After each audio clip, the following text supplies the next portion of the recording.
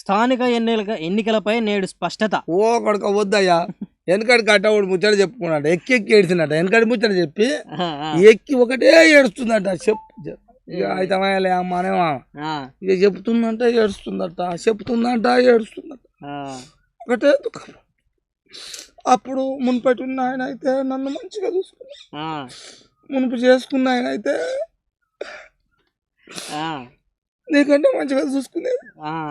ఆయన వదిలిపెట్టినా ఇప్పుడు నిన్ను చేసుకుంటే కూడా నువ్వు వచ్చినా అని వెనకడి జోలి చెప్పి ఎక్కి ఎక్కి ఏడిసిందట.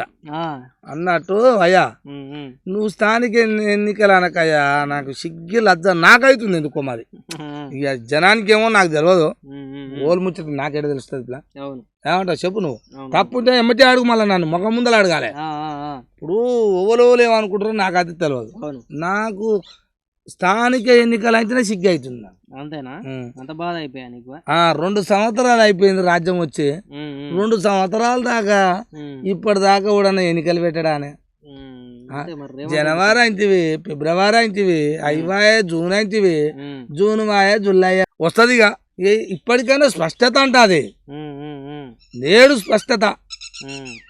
అవి ఎప్పుడు కూడా తెలియదు. మళ్ళీ కూడా మళ్ళీ ఇట ప్రకటించి మళ్ళీ 2 రోజులైనాక లేవు, ఇప్పుడు కాదు జనవరిలో పెడితే అయిపోతుంది. కొత్త సంవత్సరం సందర్భంగా మళ్ళీ పెట్టినా అయిపోతుంది.